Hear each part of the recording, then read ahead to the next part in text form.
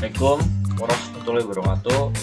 Perkenalkan, nama saya Heri Prasetyo dari kelas A di semester 5. Pertama, memang saya akui bahwa gender masih diartikan oleh masyarakat sebagai perbedaan jenis kelamin.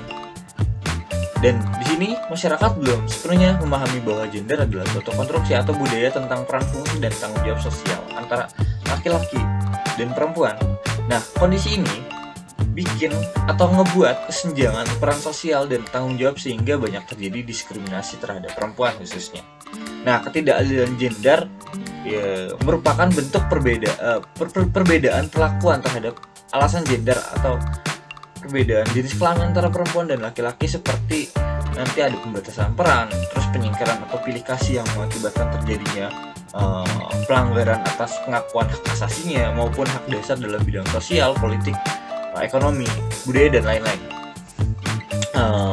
Saya sangat merasakan dan banyak melihat bagaimana masih saja di Indonesia khususnya atau di dunia lah masih banyak gitu ada ketidakadilan gender. Salah satunya yakni subordinasi pada perempuan atau anggapan bahwa perempuan itu lemah, tidak mampu memimpin atau cengeng dan lain sebagainya lah, yang mengakibatkan perempuan dinomorduakan setelah laki-laki. Nah, penomorduaan terhadap perempuan merupakan titik pangkal terjadinya ketidakadilan gender. Sebab penomorduaan terjadi karena segala sesuatu dipandang dari sudut pandang laki-laki. Artinya gini, perempuan ditempatkan atau laki-laki menempatkan sebagai nomor satu atau lebih penting daripada perempuan. Sebaliknya, ketika terjadinya penomorduaan terhadap perempuan, ini tuh bisa nimbulin anggapan bahwa perempuan menyandang label atau labeling lemah dan laki-laki kuat. Nah, dari sebab demikian, akibatnya tuh peran perempuan dipinggirkan, terus perempuan ditempatkan di ranah domestik, sedangkan laki-laki di ranah publik gitu. Nah, itu ngedasari atau tidak dapatlah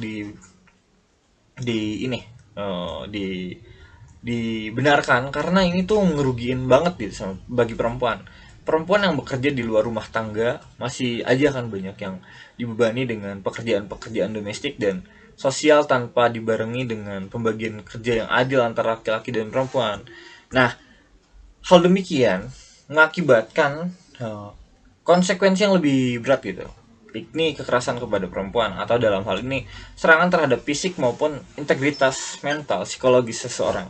Nah, kekerasan kepada perempuan kebanyakan kan emang disebabkan oleh anggapan gender yang eksis di masyarakat patriarki gitu, berpusat pada kekuasaan laki-laki lah.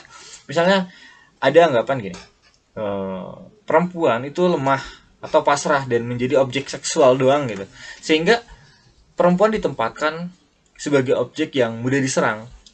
Nah, kekerasan yang disebabkan oleh eksisnya anggapan gender ini disebut sebagai gender based violence atau kekerasan berbasis gender.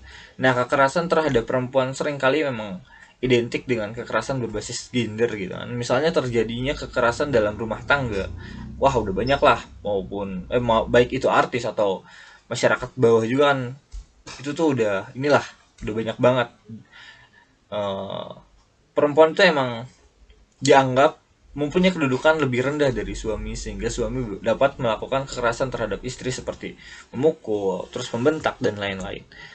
Saya ingin membayangkan kondisi ideal dari permasalahan ini mengacu pada rencana pembangunan jangka menengah 2005 sampai 2025 kalau nggak salah, tentang pemberdayaan perempuan. Maka dalam hal ini, rencana ini tuh pemberdayaan perempuan sebagai salah satu upaya dalam usaha memaksimalkan kemampuan perempuan. Saya setuju banget itu. Karena dalam hal ini, perempuan tuh bisa memperoleh akses dan kontrol terhadap sumber daya ekonomi, politik, sosial, budaya, agar perempuan tuh juga bisa mengatur dirinya dan meningkatkan rasa percaya diri dalam partisipasinya guna memecahkan masalah pembangunan dan membangun dirinya gitu kan. Rencana pembangunan jangka menengah tentang pemberdayaan perempuan juga ini solusi untuk pembangunan nasional, skala nasional gitu.